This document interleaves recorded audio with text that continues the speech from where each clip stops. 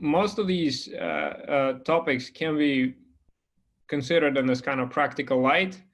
Let's say coordination of annotation efforts, even merging annotations, particularly UI development, APIs. So maybe except for the first one.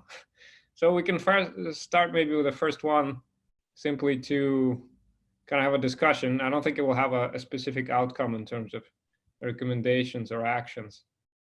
But this is essentially kind of a poll as to how people would like to define annotations. Oh, Tim is back. Hi, Tim. So I was just saying, let me actually share back the original screen. So if you, maybe you can actually share this document. It'll probably be best if you whoops, sorry. If you share this screen with the document as you write, so people can see what notes you're taking. So this is the main doc. I just scroll past the green boxes into the blue one, and in essence, we'll try to just fill this one out. I think we'll work on specific problems and recommendations. Sure, no problem. So I can share my screen. Sure, I'd be happy to do that. And then I'll just be typing on the specific document for this one. So the 16B, is that right?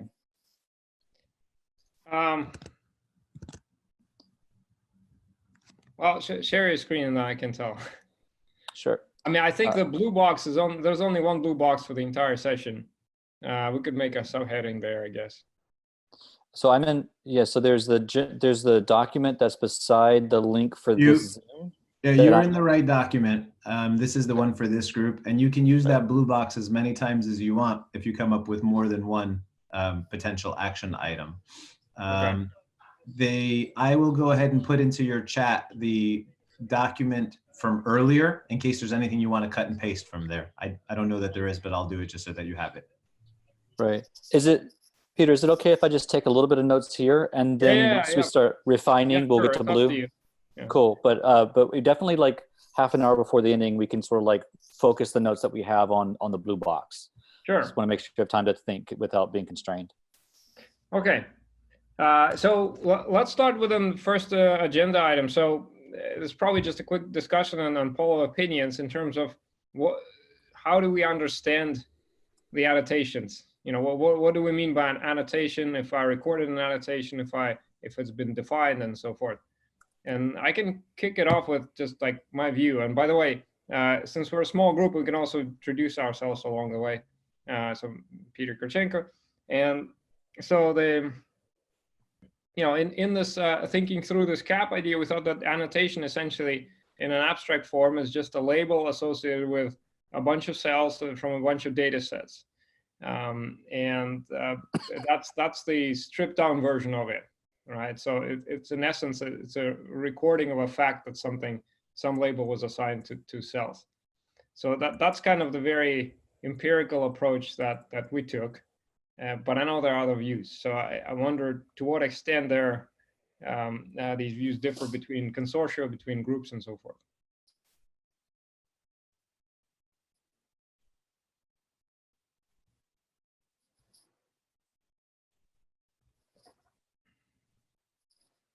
Everybody's in agreement? I can't say that I do like the generality of that because, cell types is hot right now, but, maybe cell state's hot later or programs, hot later. So like, it's nice that it's general and can be applied in different ways.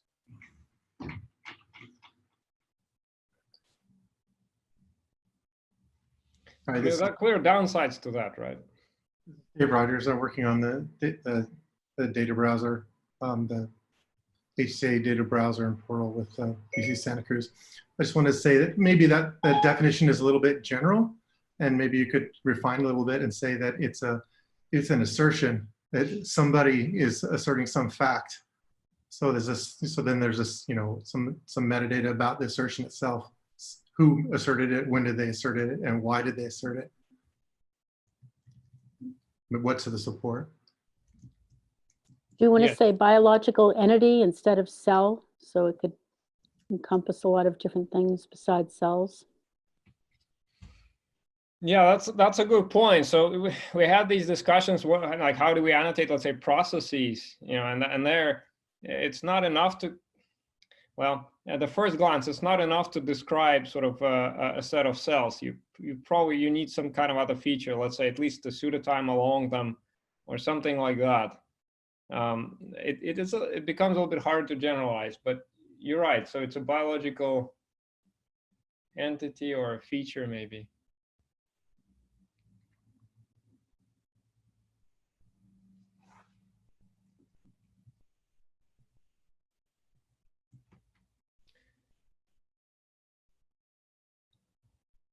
Okay, well, let's switch to more practical things then, right? So there are quite a few efforts, I think, going on different scales, both like large-scale coordinated efforts as well as smaller ones. And then obviously each consortium that's participating here in this meeting has thought about annotation within the scope of the consortium and how they would like to coordinate that and so forth. So the question is, can we suggest sort of a system for coordinating across consortia, and maybe what's the aim? What do we hope to achieve with this? And then practically, what's the best way of organizing these types of connections? Peter, I would say even within consortium, this is not a solved or standardized thing at all. Yeah, maybe I can give an example. So as part of the Brain Initiative Cell Census Network, this is a group of now something like 20 groups that are all trying to contribute to characterizing the cells of the brain. And it encompasses a whole variety of different methods. It encompasses transcriptomics, epigenomics, physiology, anatomy, connectivity, the various ways that one connects cells.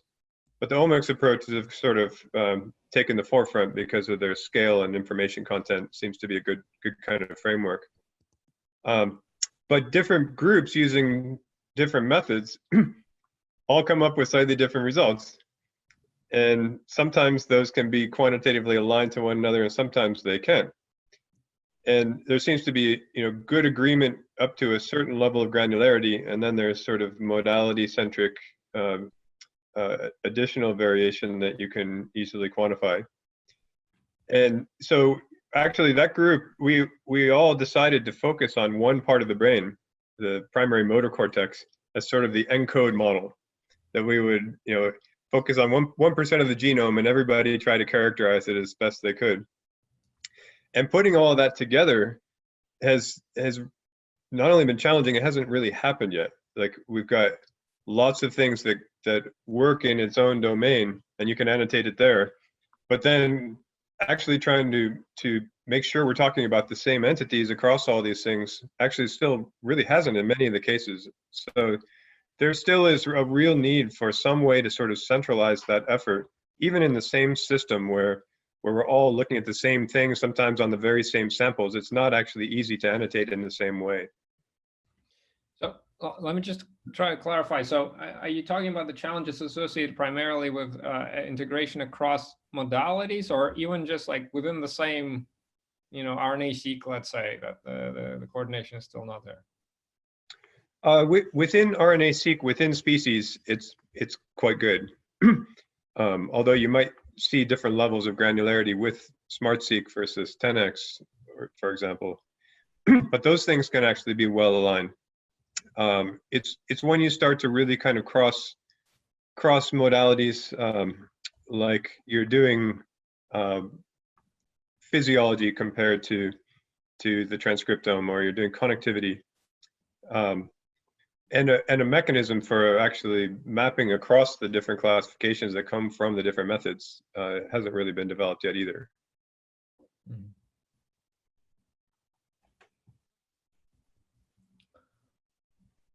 Yeah. So we've kind of come up with against this problem because the consortium as a whole is trying to publish this big block of papers, all describing how we're going about trying to do this.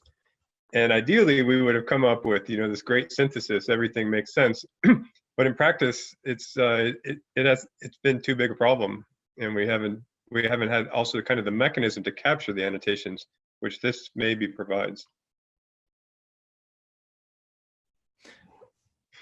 So what do you think, like at what level coordination is actually possible? Like what's the easiest, let's say if we're talking between consortia even, right? So at distance, but other sort of aspects of annotation that would be easiest to bridge?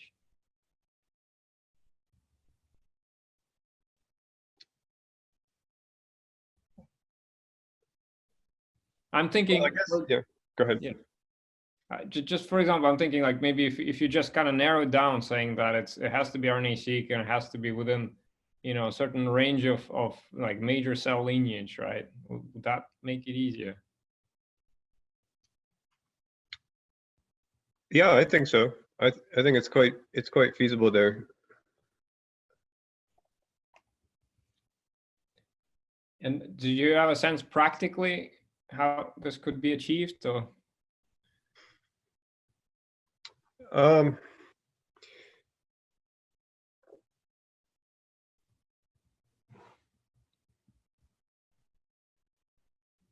Well, I guess the first thing is there needs to be a desire to do it and a focus on getting the sort of the commitment, because this is part capturing the annotations and part doing the analysis to actually link them together. So I think those things are maybe kind of pretty tightly intertwined.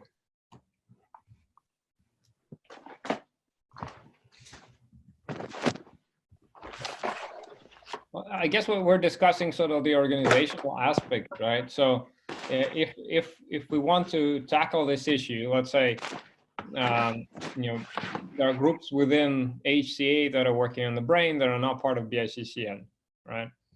And we'd like to invite them to the table and then coordinate terminology annotation. Sort of what can be done organizationally to facilitate this? Like, should we, like, do like, in what format could it work? Like, if we just have, like, I don't know, like a 2-day working session to come to a consensus after the analysis is done, is that realistic, or does it need to happen like consistently or periodically throughout the analysis?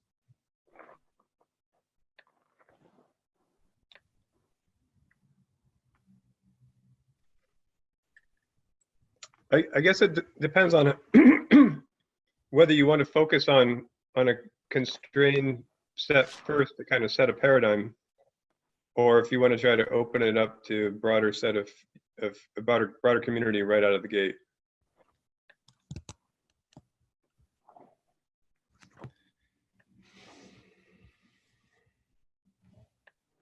Well, the broader community is tough, right? This is the use case we discussed with CAP, where like anybody can contribute annotations and it can quickly get noisy. I guess here we're focused on like 3 major consortia, at least NIH consortia and HCA, right? So there's some coordination within each. Although, as you say, it's still not ideal. But also it's hard for me to envision a situation where like the analysis would be, you know, coordinated at, you know, consistently. So like at multiple, regularly, like every month you would have a meeting on coordinating annotations. Probably not going to happen.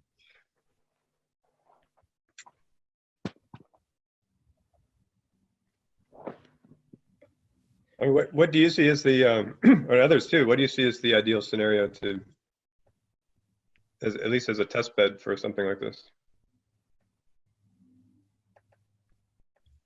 Just to maybe throw in my hat here, although I'm mostly learning from everyone here. I've often, so I think at least I personally have observed the pattern that in science, things get done when they need to get done, right? So it's hard to focus and put effort into things unless it's needed. Is there a kind of analysis or a challenge that a group of scientists can come together that requires this big idea? Like, if you have a research problem that requires this and you get people to start doing it, then often people will be motivated to do the additional effort that it takes for this, right? And so like an initial effort might be, is there a space that you can think of that scientists can come together and answer a question that's important right now that requires this? And I would imagine there is. Well, there was just this COVID-19 thing where they tried to make sense of the annotations, right?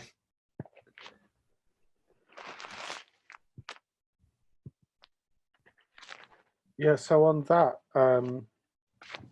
I've been talking to Sarah Teichman about getting about making it a priority, getting the cell ontology editors community to kind of come together and try to pull in a really tight set of definitions for all the receptor cells. So that could be a nice little. It's a nice tight little project. It's timely. I think we can get everybody on. You know, we can get quite a lot of effort on board to do it, and then get our attempt at ontologizing it back to the people who've annotated to review. And the you know, I mean, I think I'm very conscious here of I don't want to get in anybody's way with such critical data. So I think the original annotations are doing useful work. It's not a, you know, we shouldn't be talking about replacing them, but it's a focused bit of effort we can do to show how standardizing with ontology annotations could add value, because it could show you, you know, some straightforward ways to cross-search across those data sets. Yeah, I don't think that has to slow things down, because you could, for instance, have the user, the specialist define cell types or annotations, labels, wherever they might be in the data, and then additionally harmonize it out. You know, after the data's out, just harmonize it and add that to it, so you can Yeah, that's been my experience with looking at with the fly cell atlas work, and also going through and looking at Loom file annotations. You know, if you look at Sten Linnesson's really nice Loom viewer site, you'll see almost as many types of annotation and schemas as there are Loom files there. But very often you'll see combined labels, you know, labels that kind of smush two cell types together or have extra little information in there. I think those are really critical while people are annotating. But then, you know, to be able to then go and make a nice mapping between those and some standard terms, you know, so you can go back and add the value shortly afterwards, maybe. But I think both are needed. Peter, you've got quite a bit of experience now with this kind of. I only have theoretical experience, so okay. I'm actually quite curious what happened during this COVID-19 effort, because Aviv mentioned that this was like a very practical setting and I just needed to get this done. And I do wonder what sort of interactions were most effective in resolving these issues. But to your point, actually, I'm quite, so first of all, I think it's great that you think that the initial kind of sets of annotations can be used as a basis to kind of harmonize labels and so forth. But my question is, you know, what you know, from that standpoint, what information is most useful to you and to the, you know, ontology folks who are doing this type of effort in order to make it happen? Like, in addition, I would say, I mean, you know, longer term, you can't be relying on sets of expert ontologists to do the annotation. Obviously, I think we need to be getting out to the community. In this case, it's a nice case where we could take, you know, we might get back to some of the people who did the annotation and ask them, is this based on markers? Is this based on a particular paper that we can use as a reference? What literature should we be referencing in defining these cell types? And then we can get back to them and have them review it. But at that point, you know, the community needs to take some ownership of these terms as well. Otherwise, it's really not going to work. And I am very conscious that, you know, being presented with all of Uberon or any of these large ontologies is just too intimidating. And we need good ways for people to review and good ways for people to access, rapidly access convenient slices of these ontologies. And we've been working on a lot of nice mechanisms for that. I think some of the work that I've started to do with mapping the between Uberon and the Allen Brain Atlas ontologies might serve as a nice example there. We've got a whole lot of mappings that need to be reviewed. So we have you know, all of the Allen Brain Atlas standard brain and all of the terms used in there, and we've got cross-species mappings through Uberon, and we're using these sort of modularization strategies to pull out chunks of ontologies, so we've got something much more compact and easy to use and easy to view. With the Fly Cell Atlas, we've also been just sending out spreadsheets for review, although that's sometimes challenging to do as well. We have standard ways to generate spreadsheets for expert review. In cases where there's nice discrete sets of cell types, it's worked really well. It's worked less well. It's worked less well for the brain. It just gets too complex. Well, that actually gets us nicely to the second topic that was listed, because if we're not able to achieve kind of ideal harmonization, if people keep using different terms, particularly in these types of different consortia or concerted efforts, what are the practical approaches to sort of either merge or translate between annotations? So David, you just mentioned one thing. You could basically use standard ontology terms linked to each annotation that serves sort of as a translation step, essentially, right? Or mapping of some sort. Is that our best kind of approach? Do we? Yeah, I mean, I played around with something that just embeds a mapping into Loom files, and the Fly Cell Atlas people are now using that.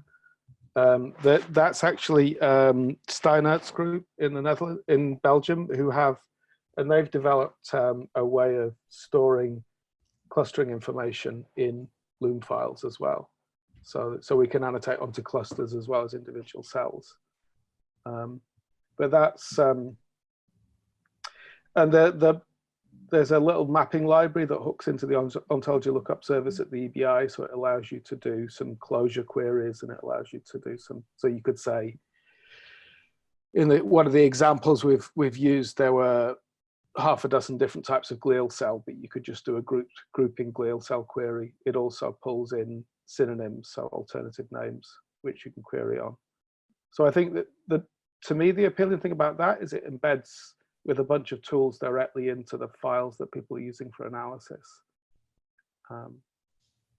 But again, I think in order for it to work, people need to be able to pull easily find focus sets of terms that work for them. But just so I'm clear, essentially, if let's say I have a Loom file and I just annotated my clusters with my own gibberish names, right?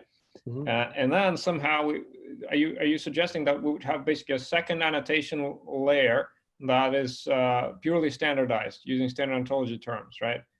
And so the idea is you just use the location of those annotations and the annotation strings as a key in a secondary lookup that gets embedded in the Loom file in the headers. So I mean, I just used JPath. It's quite a simple. I'm sure a better software developer could do a nicer job of the library, but the basic it works, and the basic principles there.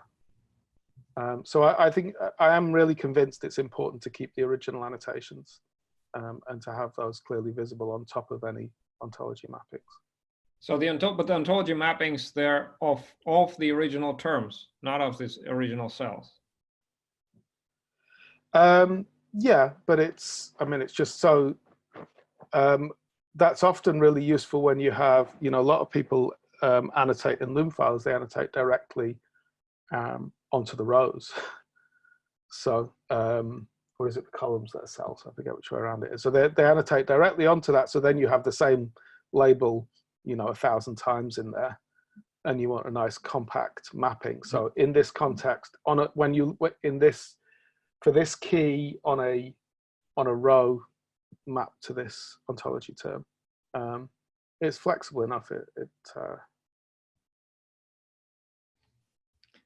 So I could show you a little bit of what I've done with that library, I guess. If that's useful. And how is this done? Is it just like manually? You have to go through them, look at signatures? Right. So you can load in. There's a couple of routes. Well, one is you can load in a mapping file, which is just a CSV table which maps your own annotations, has a column for where the annotations live in your Loom metadata, and then a mapping to an ontology term in each case. It can be a mapping to multiple ontology terms as well. So the semantics of that are a little tricky, and then the Steinert's group have their own browser called Scope, you know, it's yet another cluster t-SNE type browsing, and they've incorporated an autocomplete for the relevant ontologies from the ontology lookup service at the EBI. So that stuff, it's possible to, you don't necessarily need to drive it directly off the EBI infrastructure. It's containerized. You can run your own version with a smaller set of terms in. So that might be, could be a nice way to work. Certainly, you know, there's lots of scope for developers to use that kind of thing to plug in to their annotation systems. And I think, you know, letting that be open and easy to reuse is probably the best way to go. So this all has to do with this approach for translating basically between annotations through a standard by mapping them first to a standard ontology terms, right? Anybody has sort of alternative suggestions or things that could enhance this or something? Hey, Peter. It's Sasha Misharin, Northwestern Chicago. I can comment on how working with Malte and Lisa from Fabian Group and with Martin now, and how we actually annotated long data sets for that COVID-19 report, if you're interested. I think one of the challenges was that we have full data sets approximately for half of the data sets. So we had in our hands data sets that people agreed to share in like to the full extent, maybe about 6 or 7 data sets. So, and we all had pretty good agreement. Kirsten was there, Martijn, Pascal, Barbara. So we had pretty good agreement between our annotations for the cell types, and they were really expert-driven annotations. You know, some experts had deeper expertise in epithelial biology, other experts had more expertise in immune cells and so on. But overall, actually, we were able to just pull out all our labels, put them together in tables, and we were able to align them. And we, just like David said, we embedded those labels in either Loom files or into single cell experiment files. And we just, you know, shared them with Lisa, who did the integration for those data sets.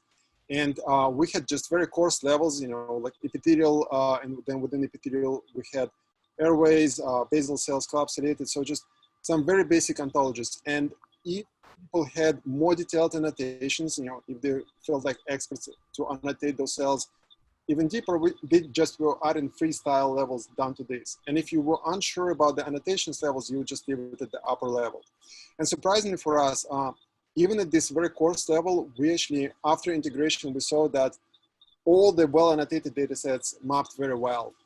And then when this COVID-19 tornado came and people were willing to share some slices of the data, so people essentially just shared information about 3 genes plus the cluster annotations.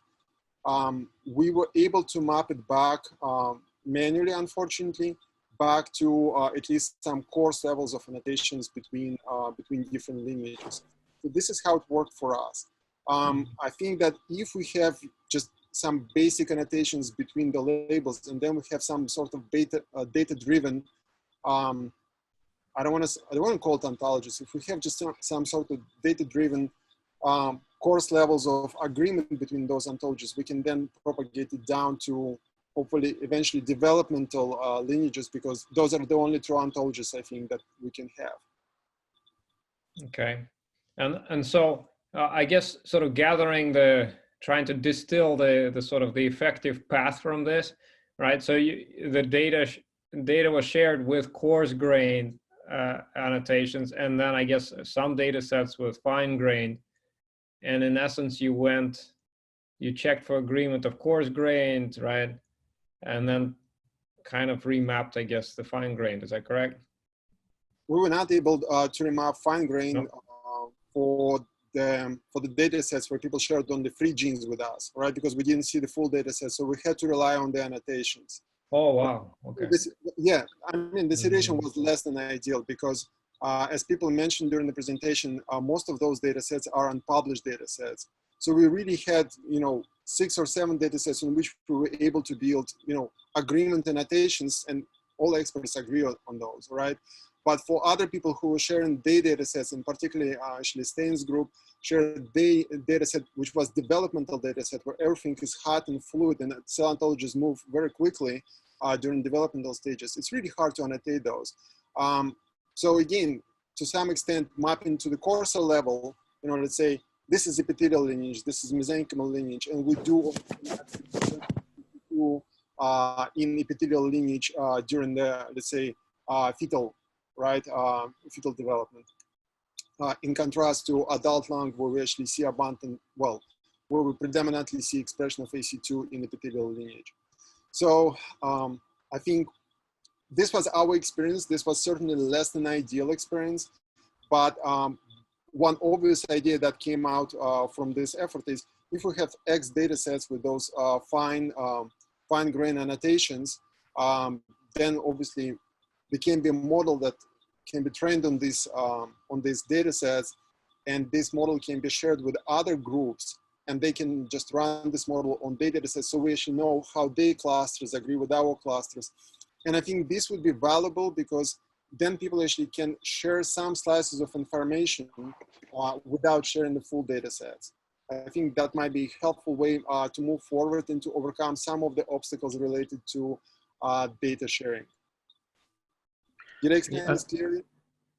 So can I ask a quick question?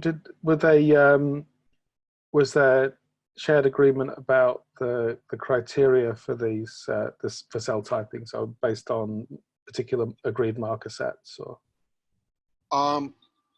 In most cases, yes. Whenever we had some disagreements or doubt, we would always reach out to people to just confirm that this is exactly what they mean. Because like you said, people sometimes use very, it's just the naming style is very different, right? Some people are using different, you know, different names, right, for the same cell type. So whenever we were in doubt, we would just reach out and verify. But again, what we were working with was way not ideal. So this is an extreme case, but we were very happy that in this extreme case it worked. And I think, again, the main lesson for us is that it charted the way to move forward, how we can actually extract the data without having to share full data set. If we have good number of well annotated data sets. And also, I think all members of this effort, they were extremely happy to actually go there and look at the data sets and provide the expertise and make sure that we have an agreement on how we annotate those sets. Again, it's a small effort. It's no comparison to Brain, but it worked very well in our case. So, I mean, I guess in our experience, we're actually algorithmically training a robust classifier on a given data set so that you could just take that, you know, sort of the classifier engine itself and then use that to translate to another data set. That approach can run into issues because you kind of train on the data set specific features as well. And then if you show, you know, some batch effects or platform differences, they can throw it off. It sounds attractive though. I like the approach of sharing something that's not a full data set, but a redux of a sort, right? That can allow people to assess agreement or disagreement. Yeah. I'm well aware about the batch effects, and I think this is also what we learned. People who cared about these samples, people who want to prepare high quality data sets, we saw really substantial batch effect between different data sets. But at the end of the day, we were able to overcome the problems. And I think if we incorporate this in the training models, we also will be able to train, you know, to avoid batch effect to some extent.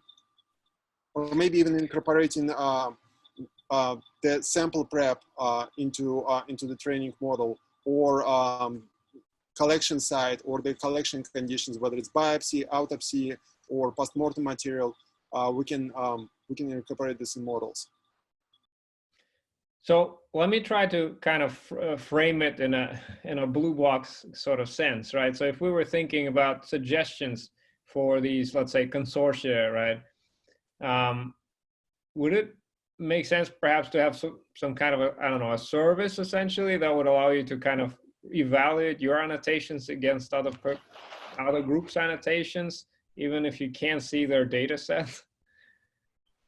I think that would be very valuable because what we learned again through this effort that we always suspected this, but what we really learned is that there is a huge amount of dark matter, if you will, right? Lots of groups have tons of small data sets, 5 or 6 subjects, and they're valuable data sets. And I think, you know, right now we're talking about atlasing efforts, but once we actually start moving into disease, lots of groups will have their unique disease data sets for which they don't have proper controls. And they will rely on data sets from other groups to get the controls. We actually see this happening to our data set. We see this happening to Martin's data sets, to data sets generated by Kirsten's group.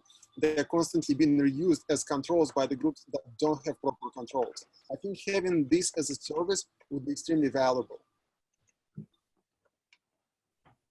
Yeah, I can actually see 2 sort of facets of this. One is that sort of blind exchange, if you will, or anonymized exchange of the interpretation, right? That could be applied to different data that people are not necessarily seeing altogether. And the other one that you sort of mentioned in your process, in the process you guys went through, is looking for disagreements, right? So that could be automated as well. You could sort of highlight, especially if you have these automated classifiers, saying that these are the places where you clearly use a different term, or granularity is different, and so forth.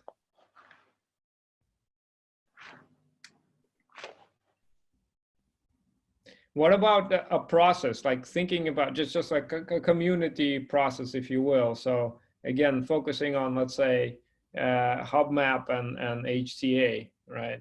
So you're actually, I think, part of both, and so like, is there sort of a community process that could help facilitate this, that's sort of practical enough? I would say that so far we don't have a resource where we can go and do this. I think LangMap currently does not provide this resource. I'm not sure if they have enough capacity to generate this. But in the initial efforts, they had really nice idea of community annotating images. I think that was a great first step in this direction. And if we take this and apply this to, let's say for now, for single-cell RNA-seq data sets, and then later for spatial data sets, I think this will have really high value to just bring community together. Unfortunately, right now, I do not see such server easily available. One way, for me, you know, the way I see this being integrated, maybe as an additional service to what NIH and European consortia are trying to do in terms of data access governance, implementing systems like DUOS or Genomic Passport in Europe, systems that will allow to, again, you know, touch the genomics data that is protected by GDPR without having to actually see the whole, the entire data set. So I think this could be a valuable addition, and maybe those services developed by NIH and by European communities would be a good hosting platform for this, right? Because this is where I see it naturally can go as an extension. And then curators from HCA or HubMap or any other consortia of choice can tap in and add in the levels of annotations or curations. Some people also mentioned having the data freezes. I think that might be, okay to have a yearly, blessed release of annotations, or, like half year, depending on how quickly things are developing.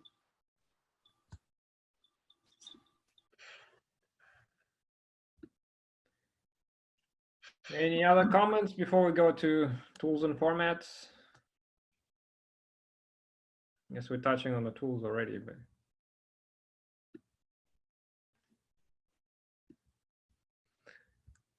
All right, well, we talked about some tools, but I guess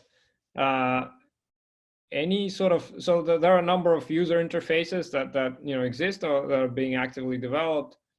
And the question is there a need for coordination between them? What aspects are most important to coordinate, and how otherwise can we facilitate these efforts? Or we can just talk about requirements for them. you know, what we would like these interfaces to be able to do, such as provide suggestions, for instance, and so forth. I mean, I think a key thing here is to kind of disseminate the knowledge that we have about these cell types, and so that other people start to refer to them in the same way. So in our space here, the literature is getting cluttered with papers where each paper is its own de novo clustering that just says, neuron 1 through 9. And actually, we know a hell of a lot more than that. We know what all, down to 27 of them exactly what they are compared to prior literature. And then there's more things that we don't yet understand.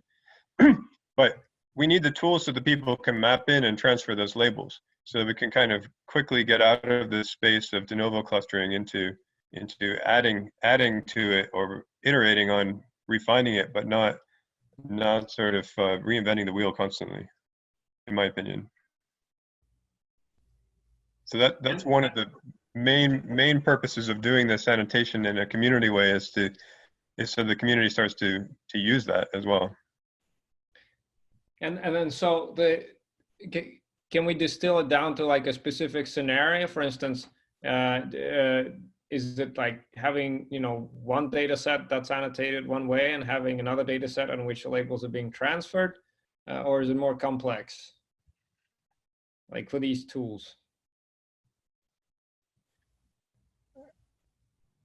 I guess I think ideally, in the sense of building this normal atlas, you have some trusted reference data set that you've particularly annotated well, but others may have a different opinion.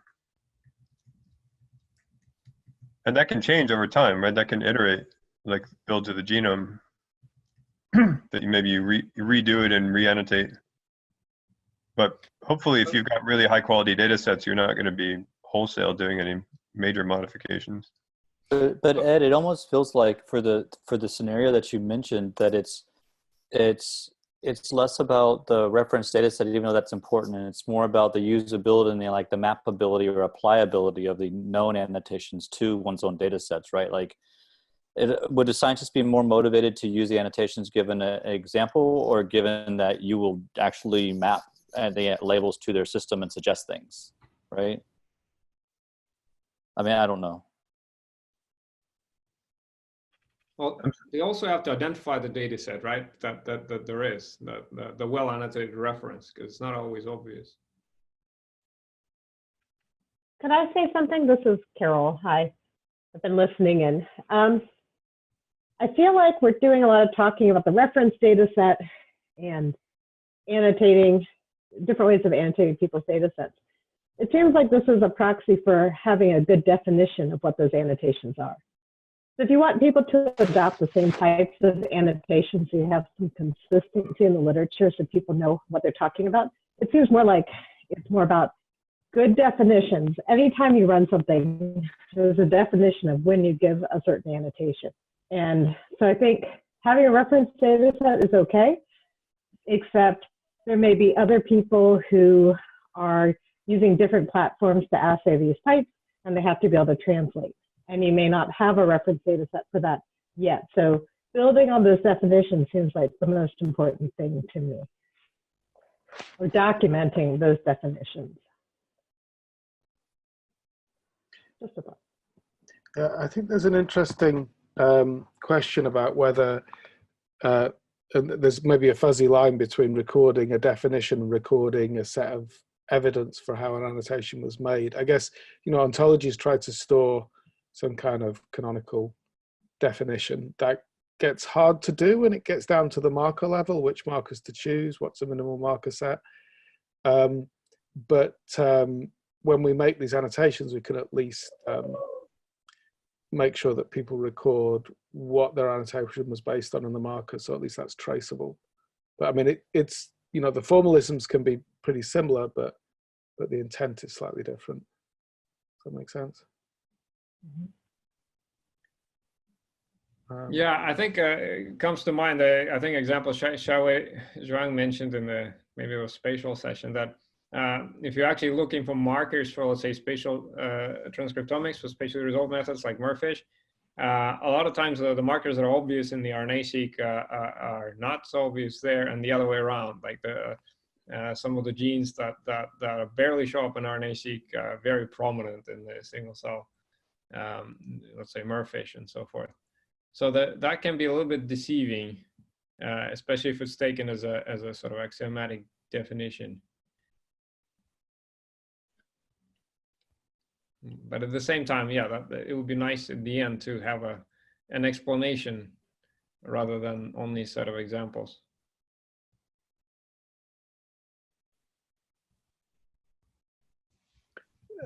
I guess we've also, for some types of data, I think it's potentially easy to provide some kind of minimal example or exemplar, perhaps is a better term, data that you can use to check from your own data whether you have the same cell type. So we've been using exemplar morphologies for fly neurons as a way of people being able to look to see whether they've found the same cell type. It turns out now, actually, if you look at the connectomics, then you can further subdivide. But it's not clear to me whether it's possible to define sort of more minimal information about markers based on single cell RNA-seq. I've had lots of conversations about it over the past year or so, but I don't think I've heard a clear answer. Are there ways that we could define exemplar data which people could use to test whether their own the cell types they've identified might match? I mean, the closest I've seen, I think, is with SCMap from Vladimir Kiselev at the Sanger, where there's a kind of longish binarized list of markers that's used as a signature to project between single cell RNA-seq data sets. But I don't think there's is there any kind of agreement on something like that? Because that's the most, I guess, the most rigorous kind of reference data that could be, a reference data, I suppose, certainly, or maybe even specifying an algorithm for mapping. Does that make sense? It's not, I'm coming from the outside naively for this. I know it works for the morphologies that we have in flies.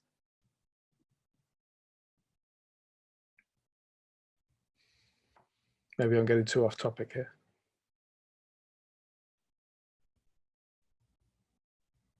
Yeah, I don't know about that. Okay. Okay, so let's say, again, focusing kind of on practical suggestions or recommendations for the tools, right, or interfaces. So we heard a couple of examples, like being able to translate, I guess, labels from the gold standard data set. And the other one was to sort of get closer to axiomatic, maybe definitions of features that are actually defining this. And some of it could be, I guess, if you have enough examples, you could use, computational methods to derive this. Eventually we will, but early on it can be tough. Well, Ed, I guess my question to you is, like, in terms of identifying the data set, the relevant data set to transfer from, like how could that happen? Like, how do you see that potentially happening, and particularly between, let's say, even within the consortia that are participating?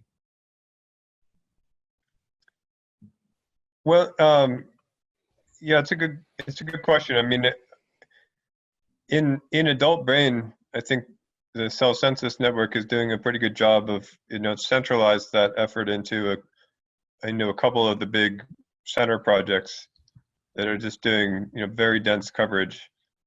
And then there's a lot of mapping across data sets, in particular to kind of smaller data sets that can be aligned to that. So I think for those cases, maybe it's reasonably straightforward, because that's the data that's at hand, and it's intended to be this sort of big archival set of data. For other organ systems where maybe there isn't such a big systematic effort, I think it's a little bit more challenging to figure out what would be the appropriate thing. But for example, in mouse brain, there's really good coverage across most brain regions at this point already. The robust clustering and understanding what all those cell types are has only happened in a couple of places so far. But it's probably a good time to set up a paradigm for capturing that kind of information now. Okay. All right, so now we have next one is a very practical topic, exchange formats for annotations. So it seems like no matter how we do this, we'll need persistent storage of annotations to some extent, and then especially early on, before we have some kind of cloud centralized things, you know, sending around files or making them available is going to be a very useful thing. So again, we're not going to decide on the format here, although, you know, we can mention some features potentially. But the question is, what's the best route of actually agreeing on these or standardizing these or encouraging the reuse? And what can be done in terms of initiatives for the consortia to make that happen? So I can give you one like caveat, because, you know, we've been, as part of CAP, we sort of started this dialogue with certain groups, and in general, I actually found that almost everyone was on the same page in terms of the type of information that could be encoded within these formats. So there are all kinds of metadata, as I think David pointed out about an assertion. One thing that did come up, there were a couple sort of more, I guess, surprising opinions. One opinion that I kind of agree with basically said that, okay, that's all great, but we also need to have a very, very simple alternative, like just a comma separated file, something like this, that may not encode all the rich metadata about the assertion, but is trivially accessible to everyone. And then if people want to use that, they should have it. And you can have a more complex alternative in parallel. And on the other extreme, the other suggestion was, okay, why are you guys reinventing something? Just take like a standard, like a W3C annotation standard XML schema, and then go with that. My impression was that that might be way too complex, but, you know, this is kind of the spectrum that that I heard. So the question is, can we facilitate, you know, agreement or consensus on this, or reuse of such formats, adaptation of these formats? I was just looking at the W3C standard for some stuff, and that might be a little complex. I think you should separate. I think one should separate two different things here. There's the internally how you store things, and then how you give it to a user, right? And so those are separate. So what you would do internally in your own systems is your own business. You're going to have in this case here, your file seems to be a part of your interface where you're sending it out. But the reality is the really only important, like the schema is the important thing, right? Because one user may want a JSON file, one may want a CSV file, because one's a programmer or a computational biologist and one's a biologist, right? And using some tool that needs that. So I think it'd be more important to focus on like the schema, and then you might want to target your files for different user persona, as opposed to trying to like confound all that together into one. I think it's important to kind of approach both together, in the sense that I mean, you know, I like the DCP JSON schema for a lot of reasons, but you know, it was trying to get it out there in usable form was a struggle, because I think there was a lot of focus on the schema and less focus on implementation in a form that people could really rapidly use. So, you know, I think you kind of need both at once. You need an implementation. You know, the schema needs to be good, but you need an implementation and a set of libraries or tools out there that make it really instantly usable for the community. Yeah, so I'm with you there. I mean to separate the concepts, but I don't mean not to address them both. I think that you should have a schema, and then you should have tooling, for sure. Otherwise, it's not usable. And I think they need to be developed at the same time. I think it's easy to get carried away with developing a great schema that seems to store a lot of information, but it's not easily accessible to people. And it's a problem with a lot of ontologies as well. You know, we might be proud of the schemas we've developed, but if people can't actively use them, then they're not useful. You know, so yeah, that's a really key point and a big lesson learned, I think, from our HCA experience. It's going to be easier to create the files properly than to just type your CSV of your random junk. I think somebody said it needs to be easier to create them properly. They need to be born ontology. ontologized. So if the community is largely using Loom and maybe single cell expression format in R, are those two that would be worth targeting with whatever schema is agreed to as implementations? And then actually looking at Loom itself, there's a couple of emerging standards in there. There's the scope standard is one that might be worth looking at.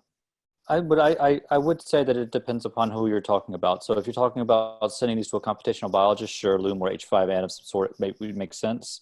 But if you're talking about sending it to a developer, they're going to want a JSON object, right? So there's still this level of who is the actual audience here. They're not going to, a software engineer is not going to know what a Loom file is.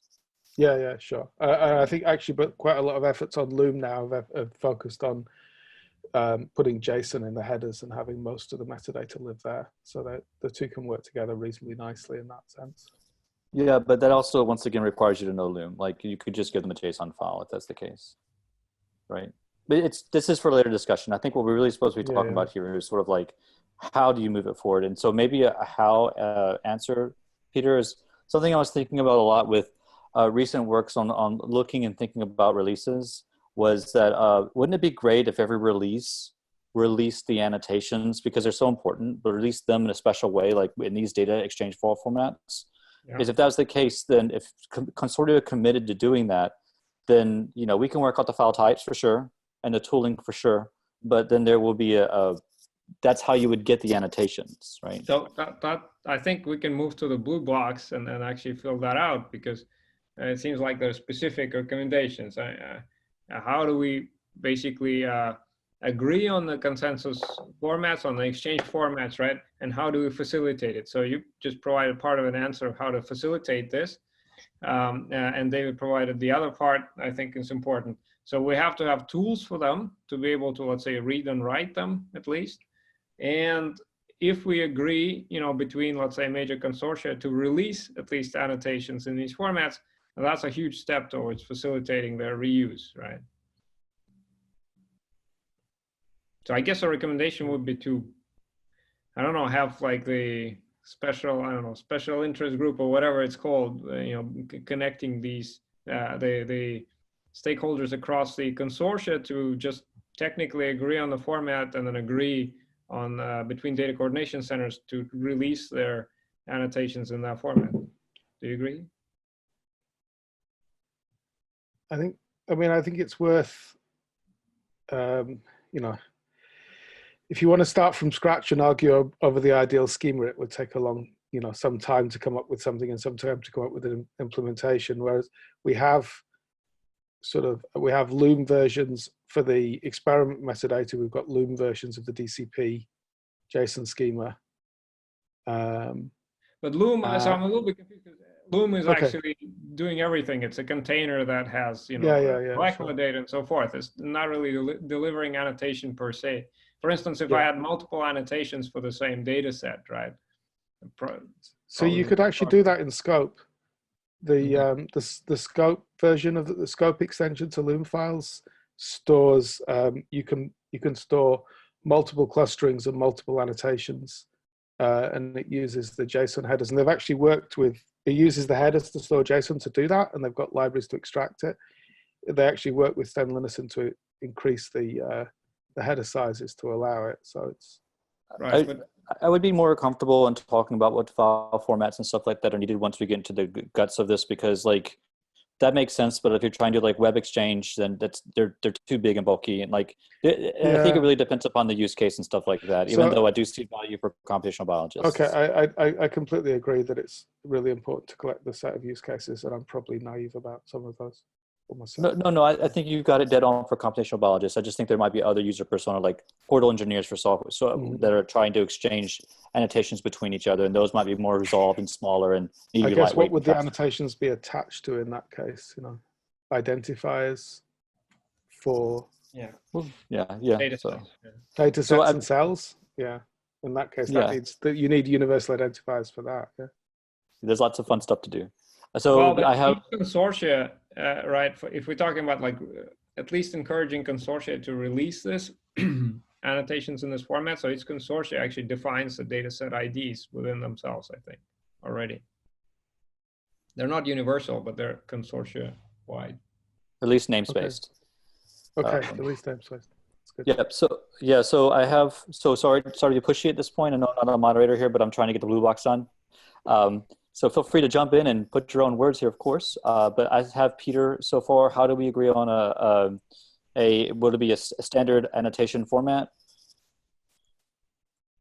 And then I have for that recommending consortia to agree to release in this format, and then have efforts, I think, funded around developing tooling for this if we're really serious. Yeah. So, but how do we get to the standard annotation format? It seems there's a bunch of stuff that is already reasonably working or close to working. I just think it would be faster if we can build off that than sort of starting a general discussion group about how best to build a schema from scratch. Yeah, I would imagine that like additional meetings outside of this would really dig into that. Well, we can provide a recommendation, right? Obviously, we're not going to Sure. decide for everyone here, right? Mhm. But I guess the recommendation is look into existing formats and initiatives, not to, probably to your first point, right? Could I bring up that we put some effort into trying to come up with a kind of way of naming clusters in your data sets, at least, that is quite generalizable. In fact, it could go across different data modalities even. That is not the way that probably you want to use these in common usage, but is a good indexing way to work across these data sets so they can actually be mapped to one another very easily. And maybe that's a part of this too, not just at the cell level, but at the cluster level. Help me write, what is the sentence for that? How do I put that in here, Ed?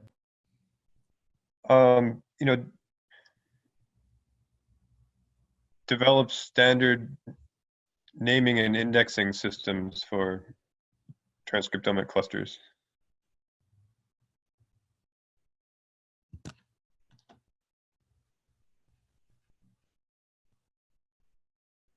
Yeah, sounds good. Okay, so we're actually kind of running close to the end of Or the taxonomy, you could call them. to the end of the session. So I just wanted us to come back and think about whether there are any other things we want to put in the blue box, right? So these are our sort of major suggestions, both in terms of problems that folks should collaborate on, and then our recommendations on that.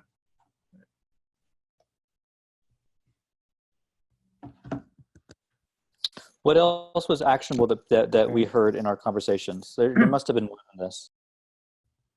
Well, how about we add to that the nomenclature issue?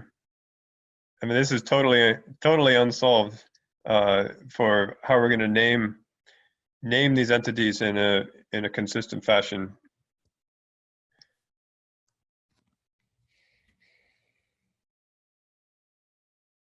I mean, I think a lot of people basically know the cell populations, and so maybe this is not quite as big an issue. That's certainly not the case in brain, where we're getting, finding lots of things that we don't even have a clue about yet. How should we call these things? How do we deal with the hierarchies and calling different levels in the hierarchies? You can easily imagine that this is going to be a mess across all the different systems if we don't come up with some reasonable strategies that could cross different organ systems. Are you talking about sort of naming systems or sort of strategies? Like, do you create different levels of annotation? When do you do this? Or what evidence is required? Well, I think both of those things really are.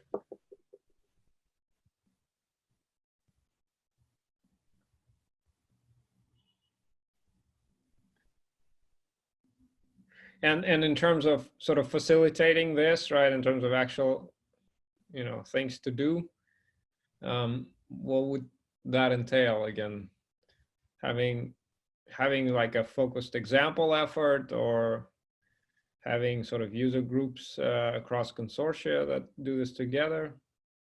I think some sort of joint working groups that. So one of the things that we kind of ran into in trying to do this in adult brain is that then we realized that might be an unusual use case. And so I think you don't want to define something so insular that it only works in one system. But there are a few systems now where there's lung, there's kidney, that have really good data sets and good user communities thinking about this, and brain. And if we could kind of bring representatives of those together with that goal in mind, maybe we could come up with something that would generalize.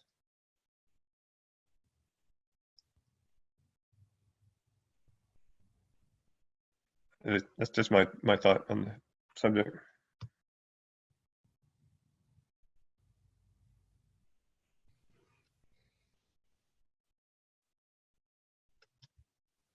Yeah, whether we want to go into any detail on that, I think sometimes it's important to separate up, agreement on nomenclature from agreement about classification and reasons for classification and all the other stuff. And sometimes those two things can get a bit confused and tangled. I went through a big cycle of trying to come up with a more elaborate naming system for fly neurons. Just had the first connectome release in January, and they've ended up moving back to an extremely kind of dumb, simple system of temporary names based on the neuropil with the largest number of synapses and a number. And in the end, that was the easiest thing to do, and it punted a lot of detail. The detail lives in the database, and in lots of it's pretty clear there's lots of groups with ambitions to go in and come up with descriptions and names and groupings of these things over the next couple of years. So I think, and that there's this, you see some similar stuff with the genome, simple temporary names that then get changed once people actually start to work on things and have some idea of function or relationships to other genes. Is there additional actionable recommendations here?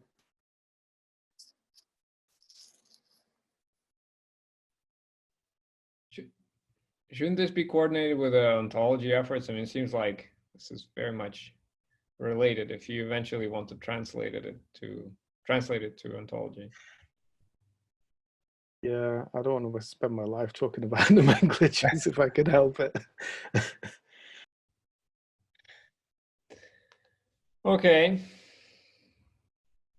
Anything else in terms of specific recommendations?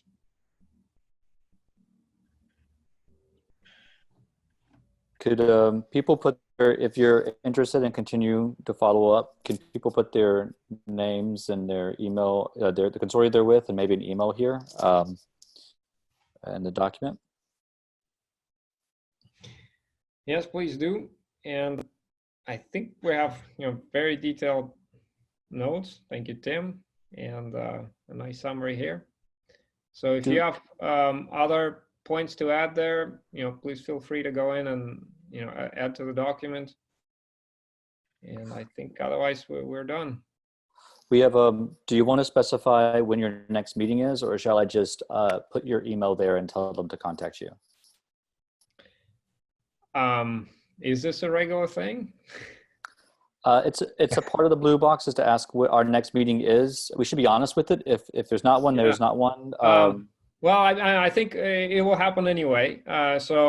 Certainly, so for us at HCA, right, this CAP initiative, the annotation platform initiative, so it still hasn't kicked off, but at the kickoff, basically, we're going to approach an open invitation for a number of these type of discussion groups that will hopefully be actively moderated and pretty active in their meetings as well.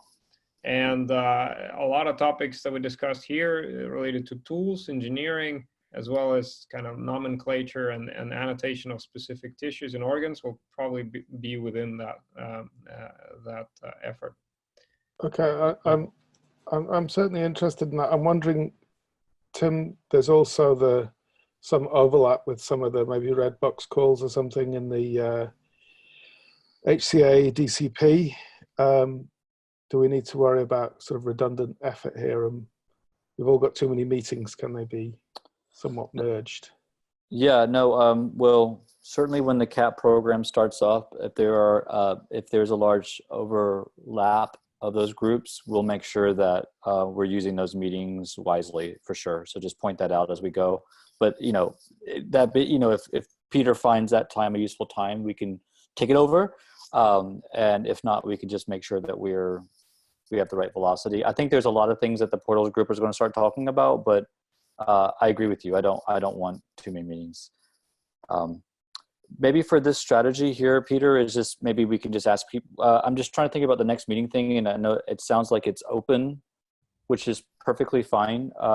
Is there a way for people to, should we say, people list themselves that are interested in being a part of the next meeting, and you'll check in on this, or like, how does that work? Or I can leave it blank and let them ask you if you want. Yeah, I guess I can be a point of contact.